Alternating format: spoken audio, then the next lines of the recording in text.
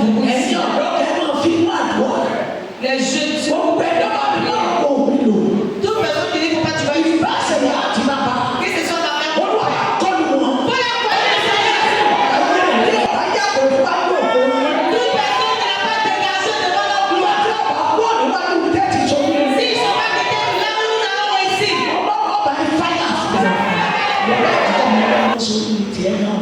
Toi, tu ne veux pas que enfants des gens réussissent ça. Pour toi, là, tu dois réussir. Vous priez, mais c'est vous qui êtes encore contre votre prière. Par vos comportements. Par votre façon de faire. Tu veux que tes sons, mais tu pries. Mais ta prière n'est pas propre. Parce que ton comportement n'est pas propre. Ton cœur n'est pas propre. Dieu il est prêt à faire la gloire à d'autres personnes. Mais le comportement qu'il a, ça le met dans les problèmes lui-même. Change pour que tu réussisses. Change pour que la bonté de Dieu et la gloire de Dieu se manifestent dans la vie de ton enfant. Se manifeste dans la vie de ton mari. Se manifeste dans la vie de ta femme. Il dit ce n'est pas toute personne qui m'appelle Seigneur, Seigneur. Il va me voir. Tu ne fais pas sa volonté. Tu manges Jésus dans la bouche de quelqu'un qui est en train de manger l'ignorant. On dit que la poussée de toi. Ne sois pas une faux. Tu es faux, mais il faut changer.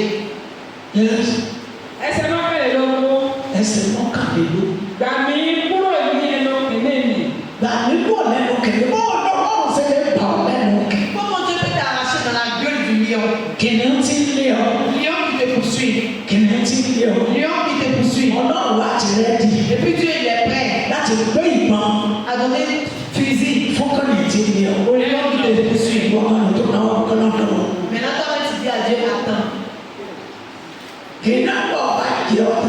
Quand le lion va finir de te bouffer, tous tes os vont se réveiller. Il y a encore de certaines personnes qui veulent réussir.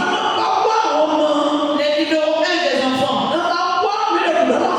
Numéro 1 des miracles, Dieu veut le faire. Mais ton comportement, ça ne donne même pas courage à l'homme. De élever ton enfant.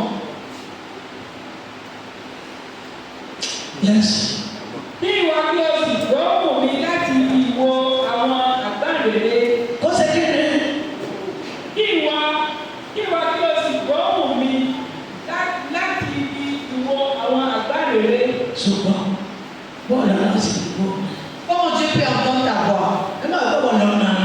Puisque c'est toi qui te frappe toi-même. C'est toi qui est en train de te combattre. Tes enfants sont venus dans le monde pour avoir la richesse. Mais toi, c'est toi qui es contre. N'importe quelle mère. Si tu es le papa aussi, tu es papa, n'importe quel papa, honorine de papa. L'enfant, il a dit ça, ce qui quitte le monde, il ne va pas oublier ça. Jusqu'à aujourd'hui, l'enfant n'a pas encore eu la solution. Toi, le père, et la mère.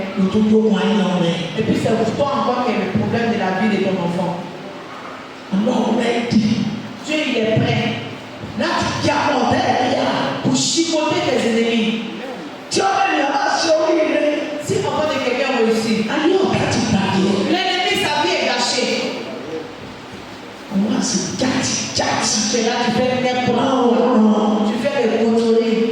Si à ton voisin, au nom de Jésus, je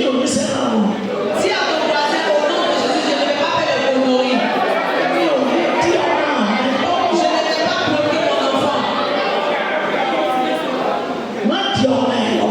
Il ne faut pas bloquer ton enfant. Tu ne peux pas le faire. Et puis tu ne laisses pas Dieu le faire. Tu ne laisses pas Dieu le faire. Regardez le témoignage de cette dame. Elle dit qu'elle ne peut pas, elle ne peut pas gratter. Dieu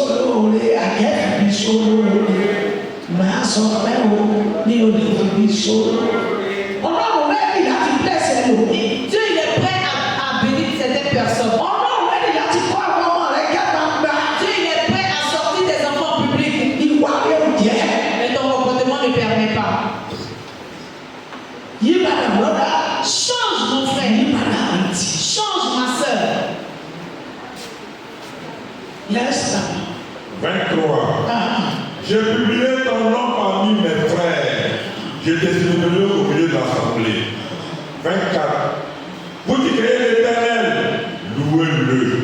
Vous tous, possédez de Jacob, glorifiez-le. Tremblez devant lui, vous tous, postérité d'Israël. 27. Car il n'a ni mépris ni dédain pour les peines du misérable. Il ne lui cache point sa face, mais il écoute quand il crie à lui. Amen. Yes.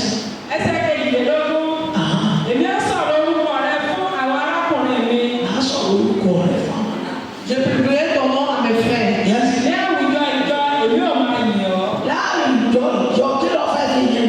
En public, dis-moi, qu'est-ce que tu vas faire pour glorifier le Seigneur? Tu aimes Yaya? Tu manges des viandes de suya? Les choses sont souvent ça ne finit pas dans ta vie. Et puis tu ne laisses pas Dieu le faire. Tu ne le fais pas, mais tu ne laisses pas Dieu aussi le faire.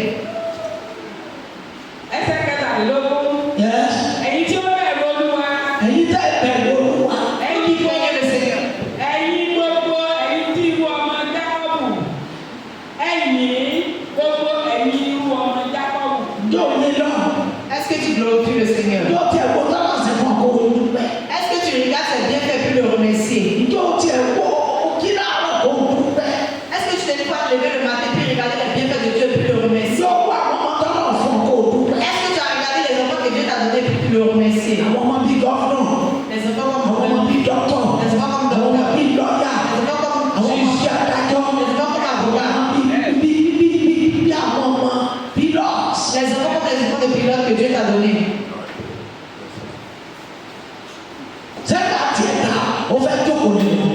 Toi, ta vie est gâchée là, tu es obligé de t'asseoir sur une pied. Les fesses que tu veux pour t'asseoir sur la vie de tes enfants, Dieu va les brûler.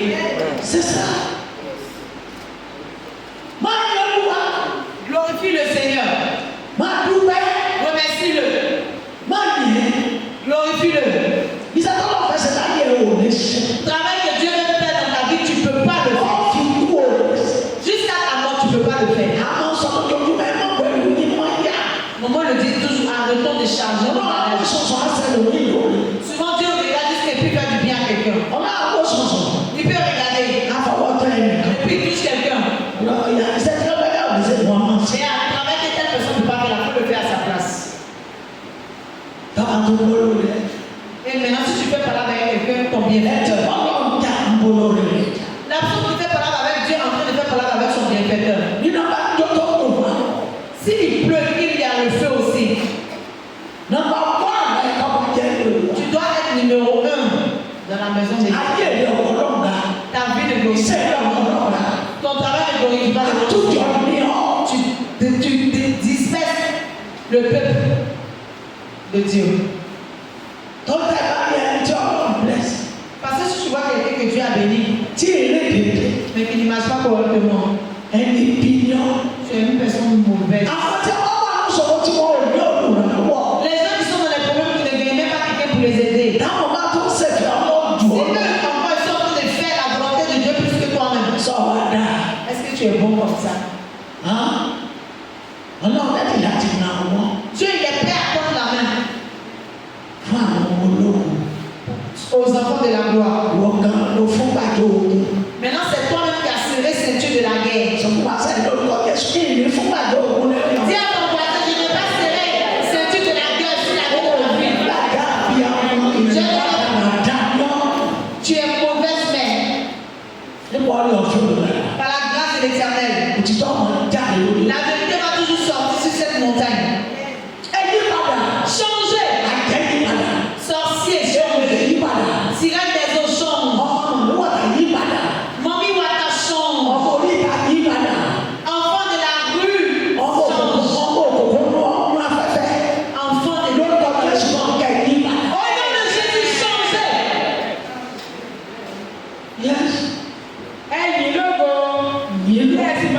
Il a comment payer. Louez-le et ayez sa crainte. Non, payer.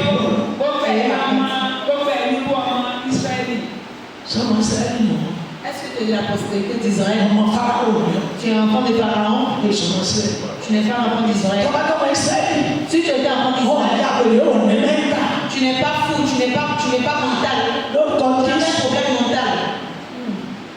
Au nom de Jésus, ça sera ici. Parce que mon papa fait sortir ça. Mon enfant. Et mon petit enfant. Au nom de Jésus.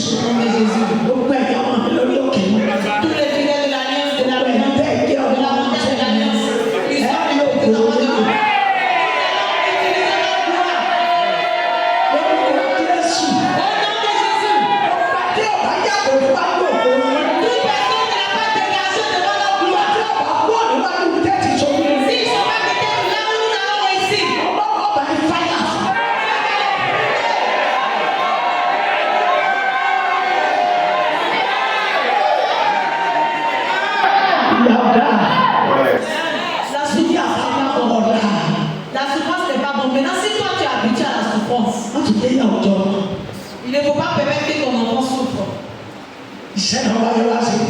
Toi, tu es béni pour ça. Souffre. Mais il faut détacher les enfants des gens.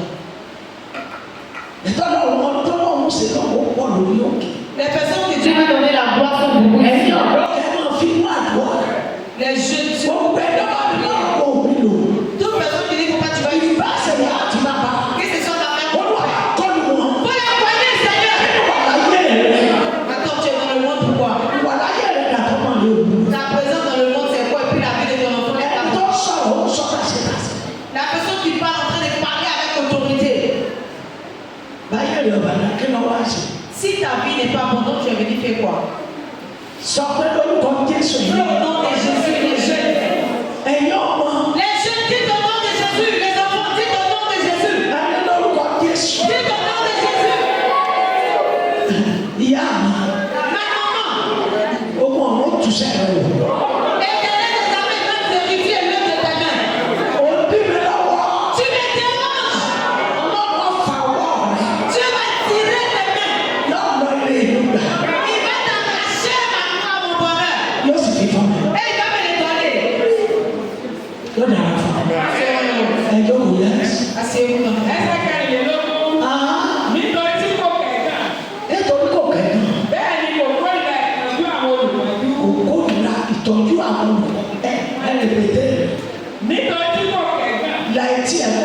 écoute très bien, ouvre grand tes oreilles et puis tu écoutes. Le mépris. C'est la personne qui n'est pas reconnaissante. Même si tu prends ta tête pour aller le livre, c'est comme si tu n'as rien fait. Comportement qu'il aura encore là. C'est encore le comportement des gens qui de m'aider.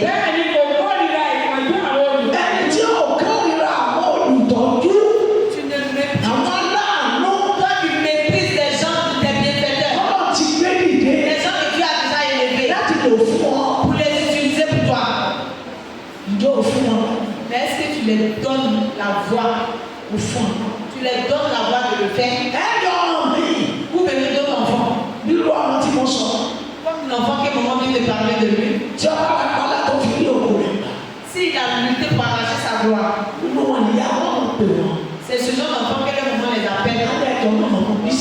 Et puis il dit à sa mère, maman, s'il te plaît, je suis occupée là. Je suis occupée là.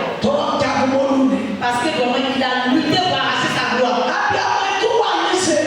Maman, il faut revoir ton comportement. Papa, maman, et tout, Papa, maman, revoyez vos comportements. on les a fait Peut-être ta prière n'est pas proche de Dieu. Mais si Dieu touche quelqu'un, pardon, parce que lui là c'est un pécheur, il n'est pas utile devant toi. Mais toi je vais t'utiliser pour lui. Fais ça pour lui. Fais ça. Fais ça. Jusqu'à ce que tes enfants réussissent. Change. Si tu t'aimes toi-même, parce que tu as trouvé ton collier à la frontière, le problème ne va pas trouver. Tu vas retrouver ton collier à la frontière. Tu ne veux pas que tes enfants réussissent. Si tu les as pour tisser une alliance, il faut aller retourner dans la barre rapidement. Que pardonner. Les enfants que j'ai pour tisser alliance ici, là, ayez pitié de moi. Laissez-moi réussir. S'ils vont te prendre pour partir, ils n'ont pas te prendre pour partir, mais ils n'ont pas libéré tes enfants. Quelqu'un qui lui-même qui n'est pas utile pour son fils dans le monde, tu fais. Ils n'ont qu'à te prendre et puis ils n'ont qu'à t'acheter tes enfants. Le bonheur est arrêté. Les enfants sont arrêtés. Maintenant, est-ce que tu les permets de l'avoir? Yes.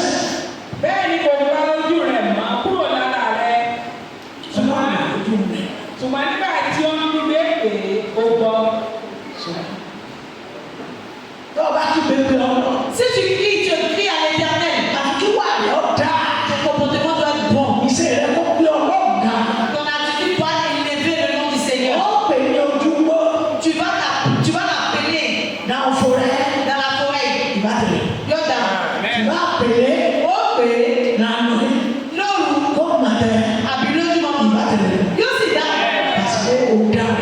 parce que tu es bon. Ton comportement est bon. Ton comportement est bon. C'est le témoignage qu'ils ont fait là. Il dit les ennemis sont entassés. Ils sont en train de regarder comment ils vont faire.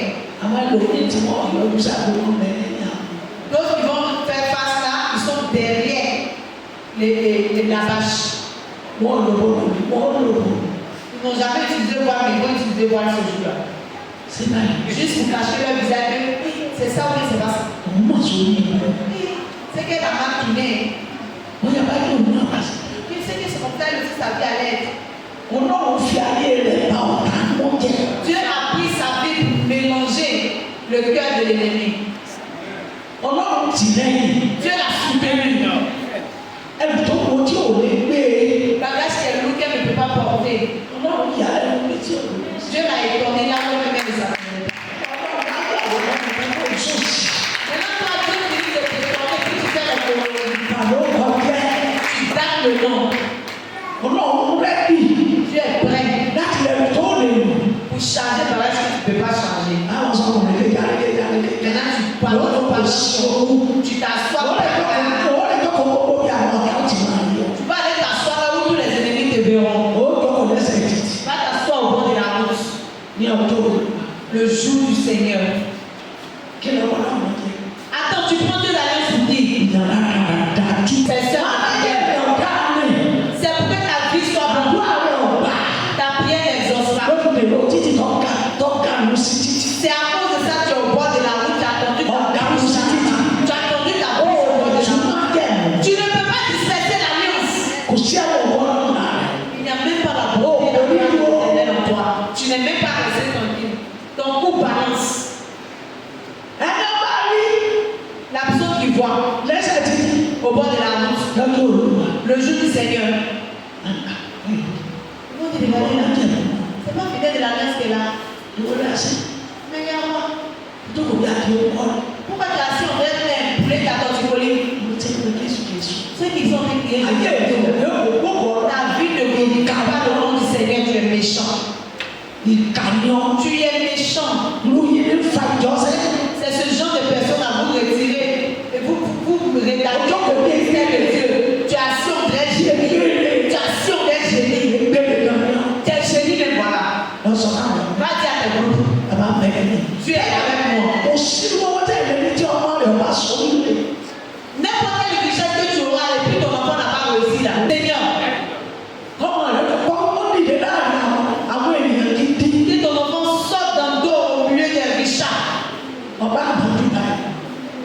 veux même là. Mani yẹ yẹ. Tu dois être propre parce que c'est voilà sa maman, voilà son papa. Oh fẹ́. Tu ne veux pas te laver. Ẹ̀yin ọmọ ẹ̀ sọ pé ìyá àlọ́ fẹ́ ọkọ̀ ní wọ́n lọ́wọ́. Les enfants disent, maman, papa, je veux pas. Je vais entrer dans la voie. Il y a des papas qui disent la voie. Je vais entrer dans la voie. Je vais entrer dans la gloire. Parce que je suis venu dans le monde de la gloire. Je vais gâter la vie des gens des ténèbres. La puissance des ténèbres. Ça est dans ton cœur, mais Dieu va prendre son feu pour la retirer. 26. 26. Tu seras dans la grande assemblée l'objet de mes louanges. J'accomplirai mes vœux en présence de ceux qui t'écrivent. 27.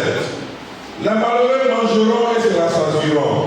Ceux qui cherchent l'Éternel le célébreront. Et votre cœur vit à toujours. 28.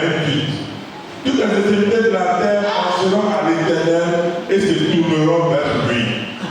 Toutes les familles des nations se prosterneront devant ta face. 29. Car à l'Éternel appartient le règne. Il domine sur les nations. Yes. Nígbà tí ẹ ní ìyìnbí yóò wà nínú àjọ ńlá, èmi ò sí ìgbẹ́ mi níwájú àwọn tí ó bẹ̀rù. Amen. Oh, quand c'est les miennes. Quelque chose s'est produit hier. Regarde, on est ça. Moi, tu ne vas pas le dire. On est quand même là. C'est pour peut-être qu'il va venir le dire.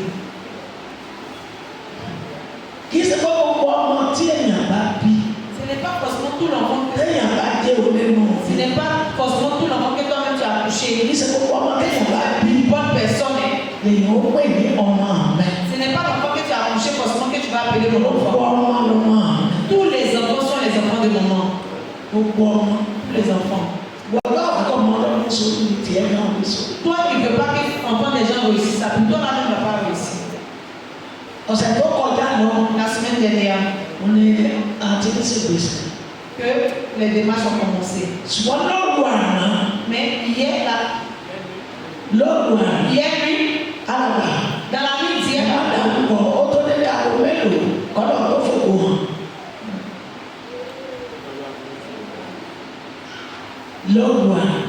hier, dans la nuit d'hier,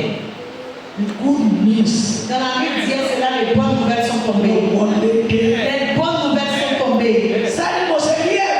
Maman dit qu'elle a vu.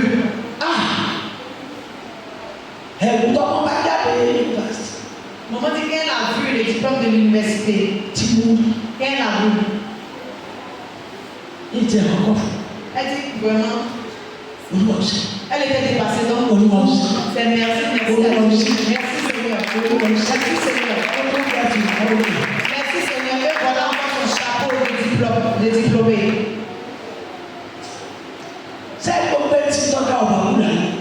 Tous les oreilles et les bonnes choses n'aiment pas dans le monde. La personne n'est pas venue dans le monde.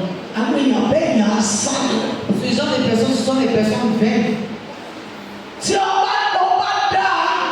c'est bon, on peut en te connaître.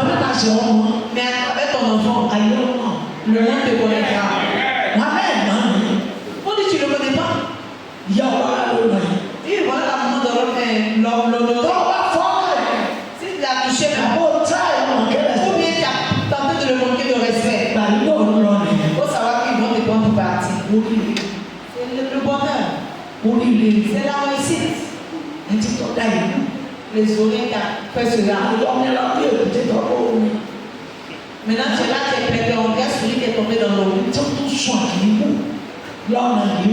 bonnes choses, ça ne te plaît pas. Va au Nigeria, tu verras. Si tu ne veux pas te promener, tu vas voir les grandes écoles. Aujourd'hui, c'est le jour où ils vont couronner les enfants. Faut te mettre derrière et puis faut regarder ce qui va se passer. Regarde ce qui va se passer. La façon dont l'anglais va tomber sur anglais.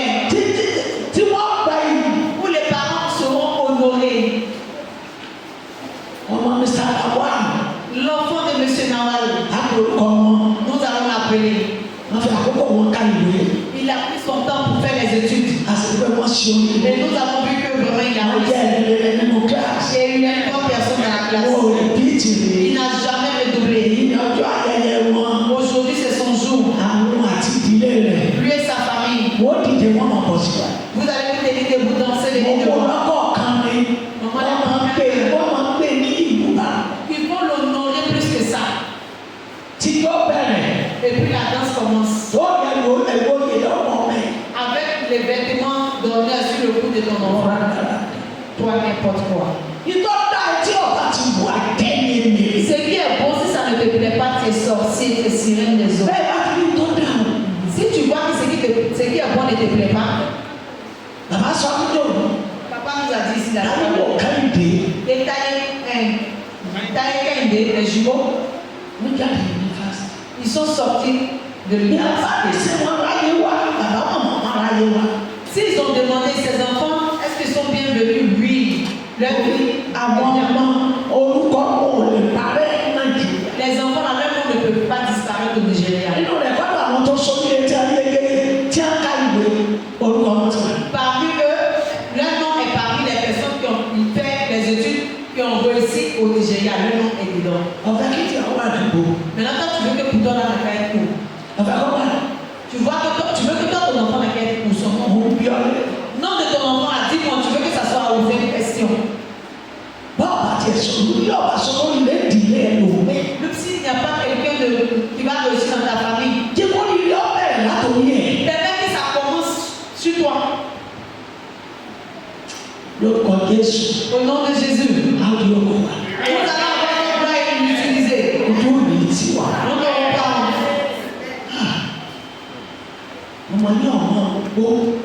Ton enfant ne prend pas la drogue. Ton enfant ne vole pas dans la poche des gens. Ton enfant ne te donne pas la honte. Tu n'es pas fier. Vous devrez être fiers sur les bonnes choses dès de l'alliance. Papa, on a fait la il faut le voir. Papa, j'ai besoin de ton attention.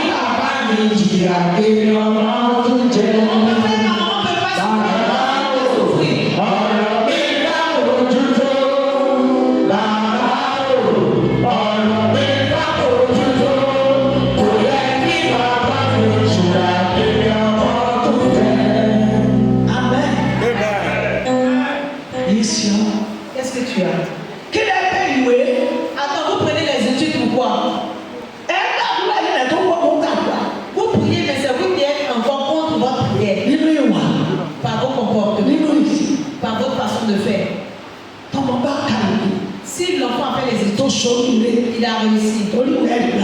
Il a reçu son diplôme. L'enfant a déjà réussi dans le monde. Le travail que toi, la mère, tu fais depuis que tu es venu au monde. L'argent de une année. Ça a déjà tout réglé de tout ce que tu as fait dans ta vie depuis que tu es venu au monde.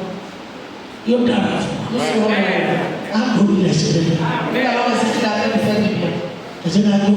Création. Yes.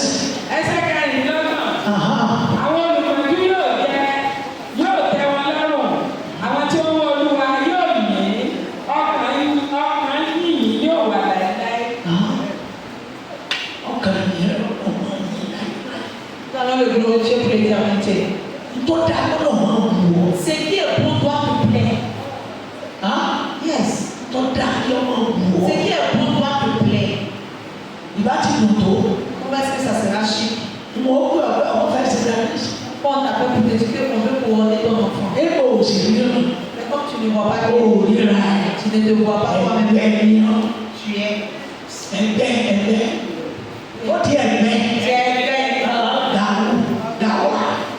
Tu es gawa. La personne qui les bonnes choses plaît. Il ne va pas se comporter comme tu te comportes là. Donc toi tu aimes bien les huiles de galette sur toi.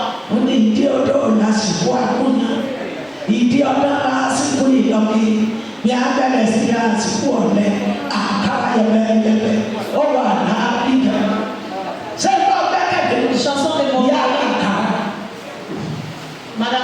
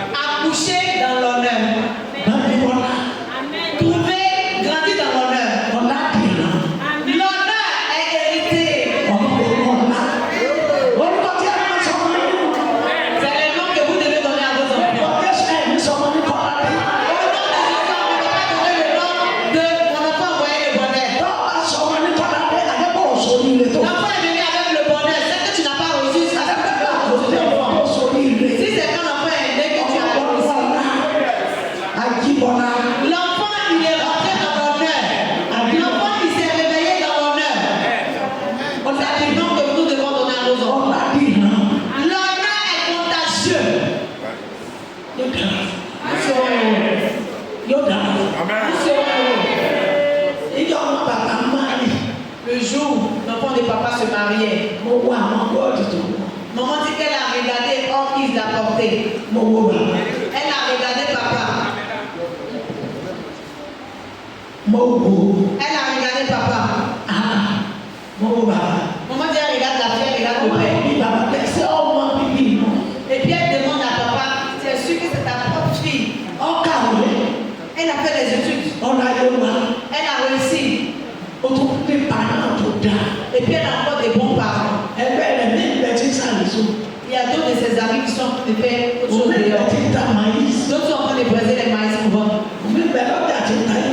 D'autres sont marchés en train de vendre les nyamons. Père, vous savez, cette fille était présentable. Elle est jolie à voir. Maman dit toi, il faut faire tes études. Elle dit à son petit-fils, fais tes études. Suis ton papier. Si tu as réussi, que tu as eu tes diplômes, il faut venir. Et il a obéi à cela. Voilà. C'est son premier petit-fils.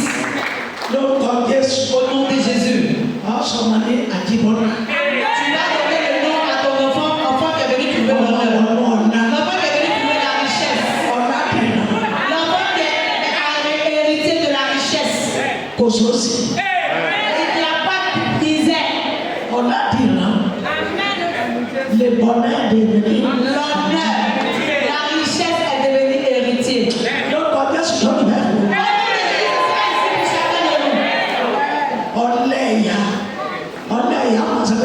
Maman caresseuse.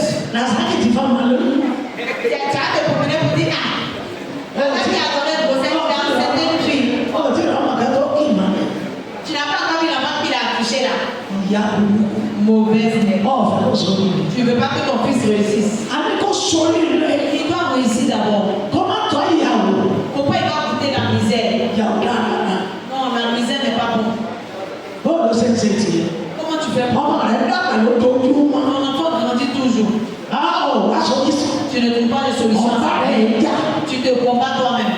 Tu es devenu chiffon pour connaître sa place. Ce genre de personnes qui sortent ce genre de mots dans la bouche, il faut t'éloigner de lui.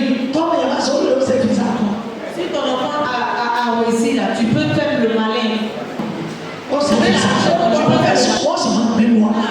de Jésus, ils vont vivre dans la richesse. C'est comme ça qu'il le fera pour tout et chacun de nous. Nos enfants réussiront. Parmi les milliers d'enfants, nos enfants, Dieu va toujours les élever. C'est le monde. Demandez. Maman, il y a quoi du dernier? Parce que 10 fois d'abord, Toi, me dis la semaine. il y a des petits qui vont Tu ne vois pas combien de minutes au calme. On dit donc tu es venu dans le monde pour regarder les gens. Aujourd'hui, On sort pour le peuple aussi. elle dit à maman, j'ai mal fait. Mais parce que tu m'as donné bon conseil. Il te fait finiment dedans. Actuellement, les gens là sont là. Tu m'as fait Ils sont en train de tirer. oh, c'est normal. Elle n'est pas prête.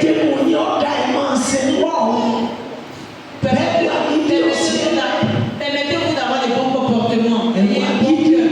Permettez que Dieu vous aime. Les affaires de colère, gardez rancune, il faut laisser tout ça. Il faut te prosterner. Te rabaisser pour pouvoir utiliser ton bonheur. Au nom de Jésus, nous serons heureux.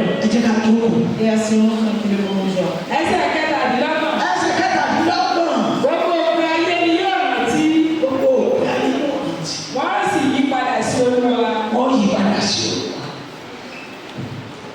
Yes. Wọ́n yí padà sí Olúwa àti gbogbo ìbátan orílẹ̀-èdè yóò wọlé sí níwájú rẹ̀. Les choses de cette nation. Disait, Jusqu'à présent, cet homme pleure pour ça. Parce qu'elle était à la position. Elle fait il n'a jamais poussé. Cherche les bonnes choses. Cherche les bonnes choses. Tu ne peux pas dire. Pour m'envoyer vers eux. On m'a dit, je vais leur dire. Au nom de Jésus, puis ça va agir. Elle est en train de compter sur son pouvoir. Elle faisait le mal. Aujourd'hui, elle en souffre.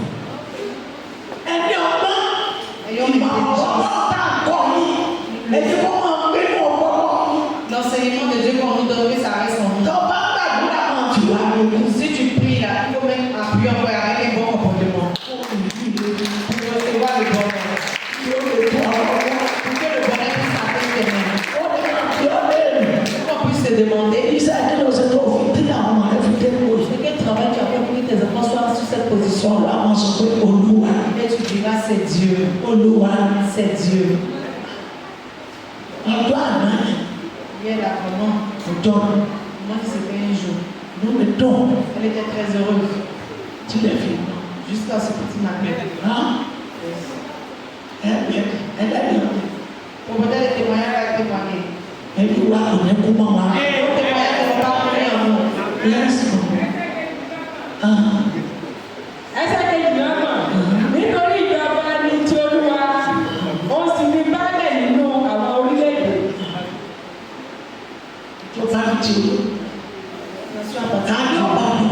Qui peut le partager avec nous?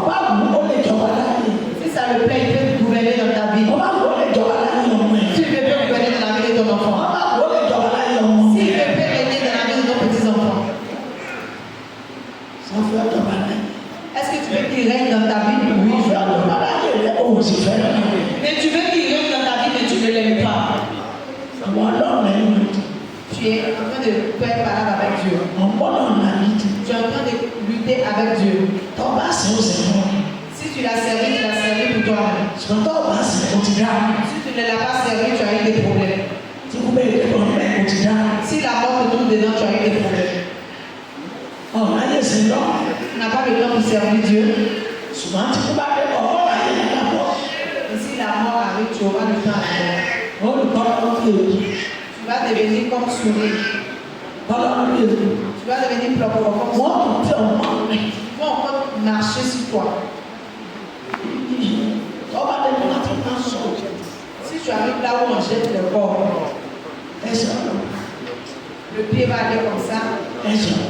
L'autre pied va aller comme ça. Ici, il y a un programme.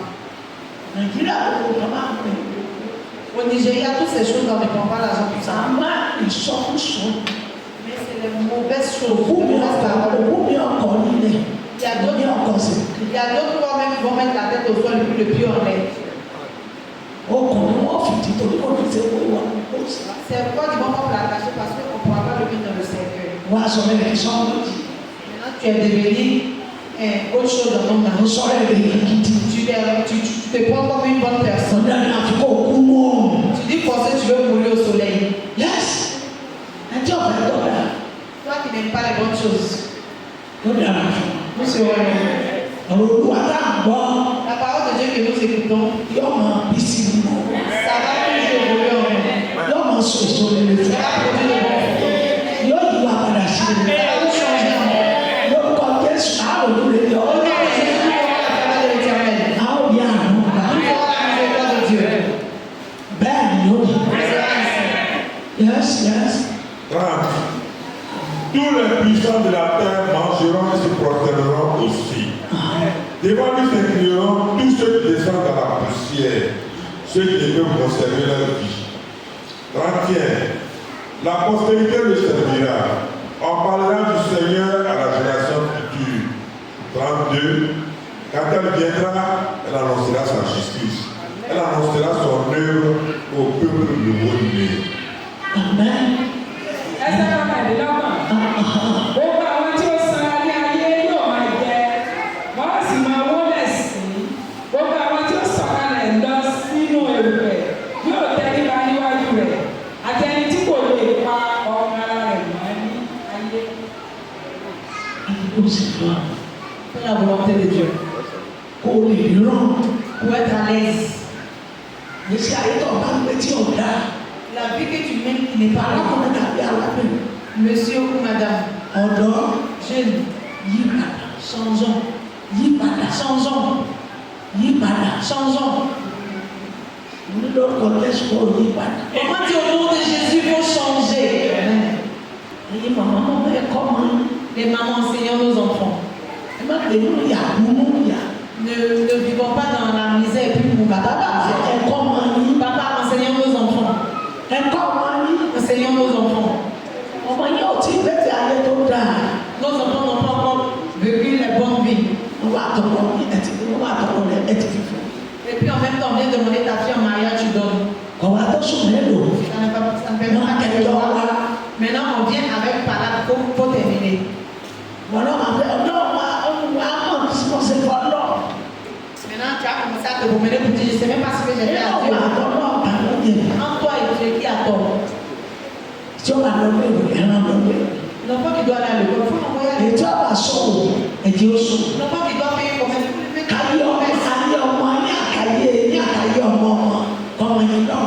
pour que ta vie, la vie de ton enfant et de ton petit enfant puisse glorifier le nom du Seigneur. Nous serons heureux. S'il vous plaît, coopérons avec la parole de Dieu. Arrêtons de regarder l'enseignement de dehors. Ici, la parole de Dieu, ça fait pique comme piquant. Mais si tu as accepté, que tu as compris, ça va te faire du bien. Ça va faire du bien dans ta vie. Au nom de Jésus, ça fera du bien dans ta vie. Au nom de Jésus, ça fera du bien dans ma vie. Yes.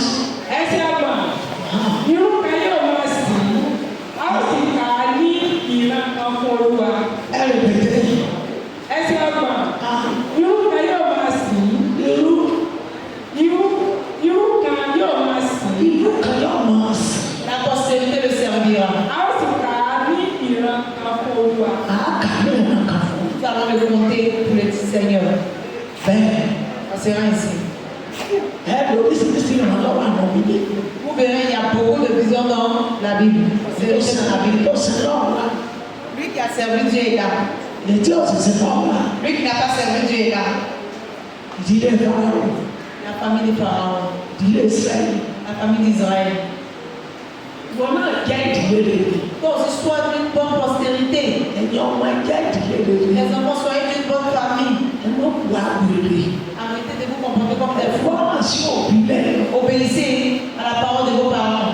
Que le bordel puisse vous retrouver. Pour que vous receviez la miséricorde.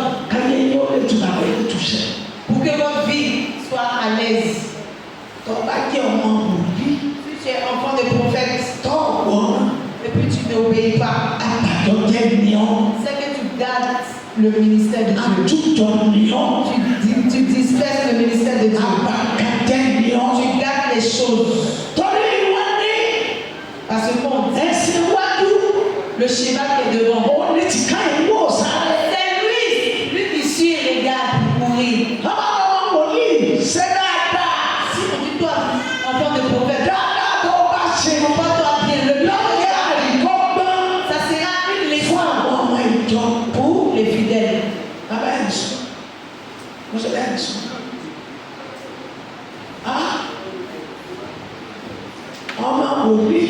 Enfant de prophète qui met son soutien dehors,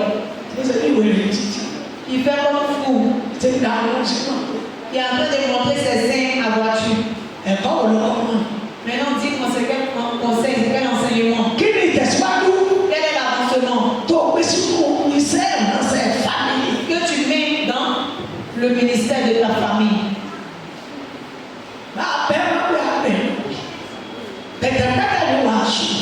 La parole de Dieu, c'est la boue. Toi à qui ça touche, il faut te revoir. On dit, elle ne fait pas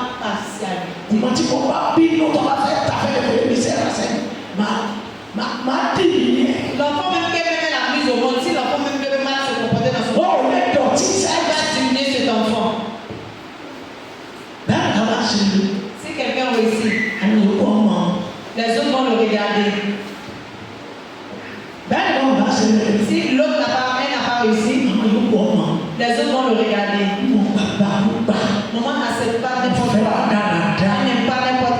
Avec déception. Elle n'aime pas les comportements qui ne glorifient pas le nom du Seigneur.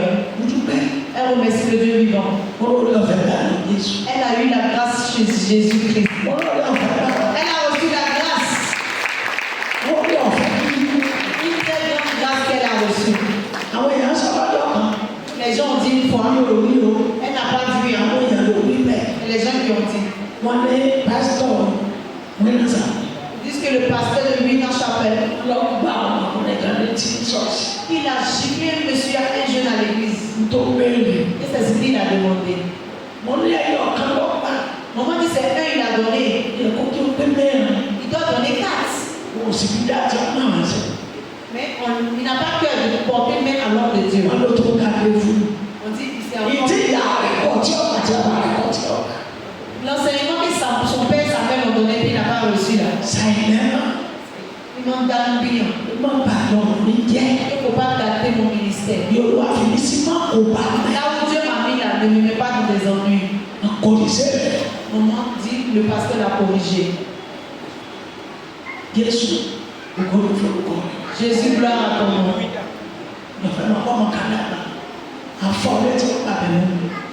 Maman dit, elle ne connaît pas. Son enfant là, il est grand. Elle a giflé. Tu vas passer par là pour aller boire beaucoup d'eau. Il y a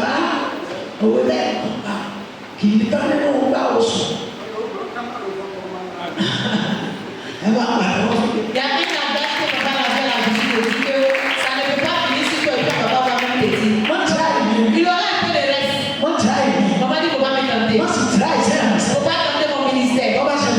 Si je fais ça, un peu qui est resté là, tu vas voir.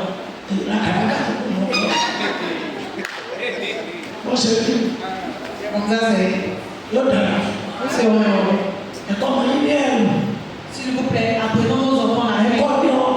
Apprenons à nos enfants l'intelligence. L'enfant n'aimait pas arriver quelque part, il est devenu chien de la rue.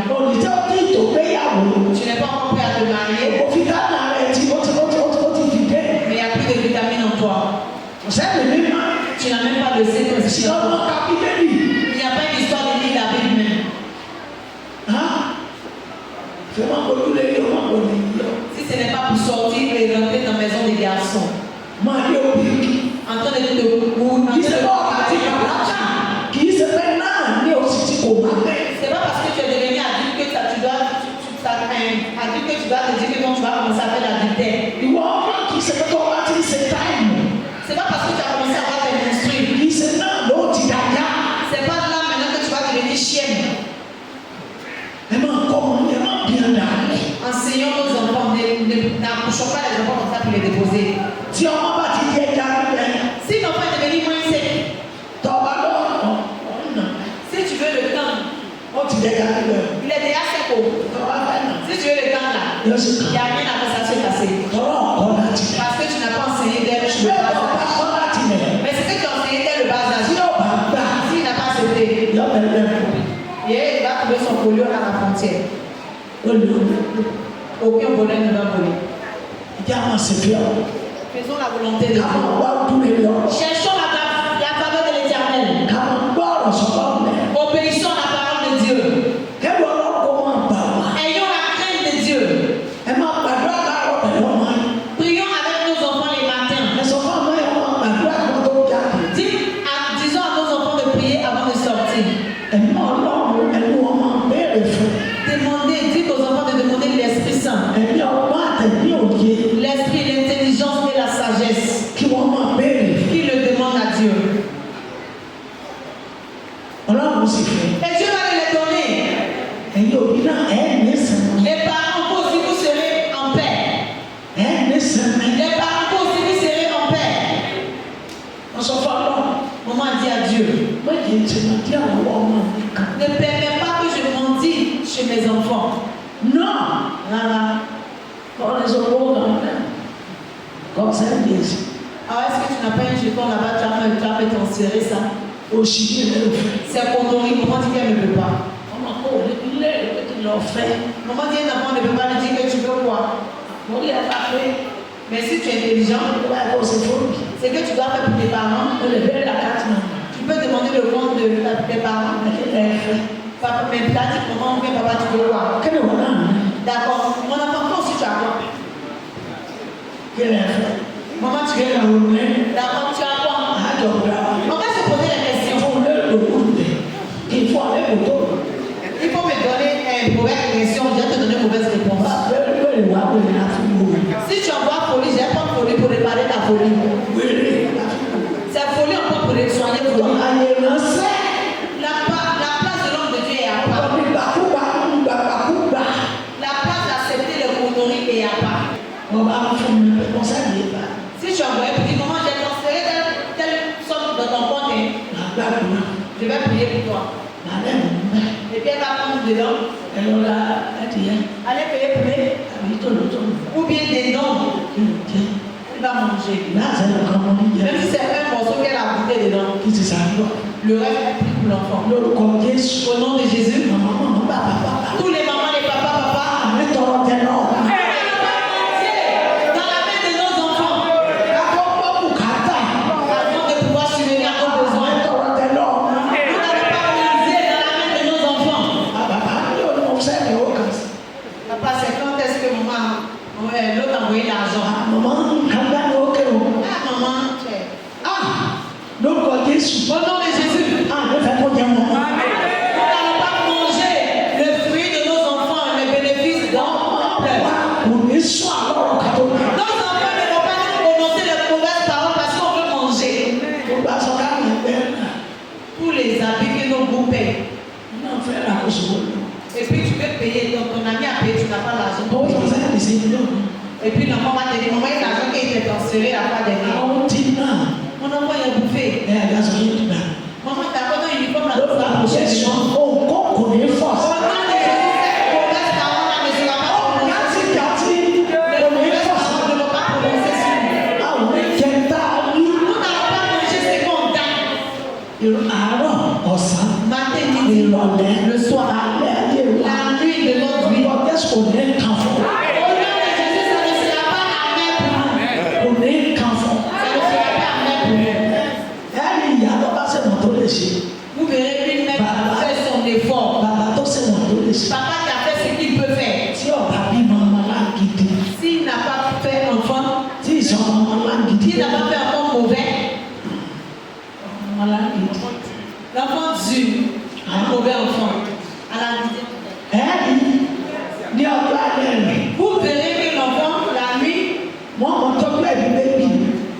au futur, ils vont s'occuper des parents là bien, comme bébé. Grand-mère. Qu'est-ce que tu veux? Attends, tu veux manger quoi ce matin? Dis-moi. Grand-mère. Grand-mère, il faut positionner ton foulard comme ça. Ça, c'est les bonnes mamans. Mais si tu as déjà mangé la vie de ton enfant, tu n'es même pas utile au bon moment. Tu n'as pas fait l'effort que tu peux faire pour ton enfant. On dit qu'elle a pitié de toi. S'ils sont en train de passer, ils vont dire voilà, voilà où la femme l'habite. Si on envoie un enfant, ils vont dire l'enfant va répondre maman, ta vie est gâtée, la vie de ton enfant est gâtée. Il ne faut pas m'envoyer, il ne faut pas me fatiguer. Si c'est là, il faut travailler pendant qu'il est temps. Appelle Dieu pendant qu'il est temps. Il faut prier pendant qu'il est temps. Et puis tu t'éloignes du péché. Et tu fais attention. Il faut obéir à la parole de Dieu. Toute ta vie sera correcte. Tes voix seront correctes. C'est toi qui as donné la place à toi. Si tu n'es pas paresseux ou paresseuse, tu n'es pas paresseux ou paresseuse, paresseux, fainéant, pire. Amen. Maman dit si elle réveille ses enfants. Maman dit c'est qu'elle sauve. Allez dehors. Si c'est comme ça, pour travailler, pour ne pas travailler. Travailler à temps pour ne pas avoir l'héritage de la famille. Si ton enfant intelligent. Tout ce que tu as pris ta journée, ta nuit pour faire, et pour ce que tu fais. L'enfant va tout vendre moins cher. Vous ne voyez pas les enfants qui vendent la maison de leur papa. Ils vont voler le papier des maisons là. Le papa il est vieux, il est assis au salon. Et l'enfant va prendre les papiers. Surtout les Libanais. Ils font amitié avec les enfants que leurs parents maison. Et cette maison, on peut la construire pour toi. Cadeau d'abord 100 millions. Là, 100 millions. Le travail que toi tu as passé toute ta vie à faire. Après, maintenant, le Libanais te dit que je vais prendre un prêt, je vais te donner. Enfant qui n'est pas bien avant. 100 millions, 200 millions. Dès qu'il entend 100 millions, 200 millions, c'est beaucoup, hein? Il va dire, moi, c'est mon somme, donnez-moi. Et il va donner la maison de son père. Le jour où son père va apprendre ça, dès que le Dieu écrit, tension en même temps. Nous n'aurons pas. Notre futur ne va pas se gâter. Notre présent ne va pas se gâter. Au nom de Jésus, nous serons heureux. Assurons-nous tranquillement en joie.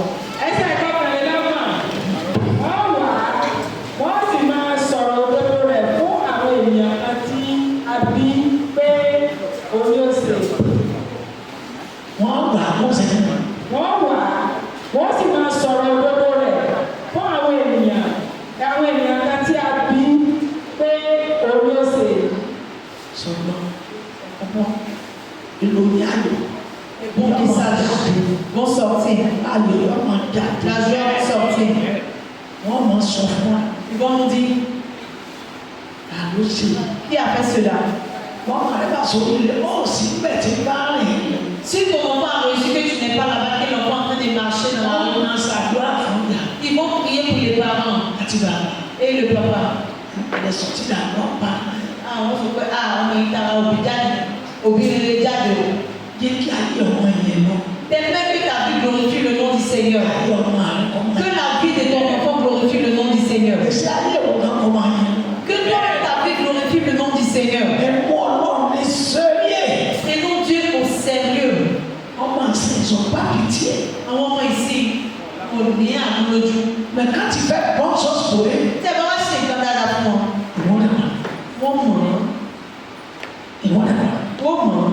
Quand tu t'en fous de lui, quand on voit l'argent, c'est là l'autre ça va, c'est ça baisse. Ni àwọn ọmọ mi fi mọ kọ yàrá sí àwọn àna wọn. Yàrá. La maman de la mariée. Tí ìyàwó bá fẹ́ sọ̀rọ̀ lẹ́yìn àpá, tí a fẹ́ pa bá mi mẹ́kẹ́. C'est maman yà. Ìyá mi ní ìwádìí náà wà nínú. Ṣùgbọ́n tó bá ti wúlò. Mais si toi-même maman là tu es utile. Mo bí ọmọ náà. L'enfant n'a pas qu'à te parler comme ça. Ìwọ gan ti tó bàbá kúkú. Toi-même là, tu peux dire papa, même ta maman. Nous serons heureux. Nous n'aurons pas.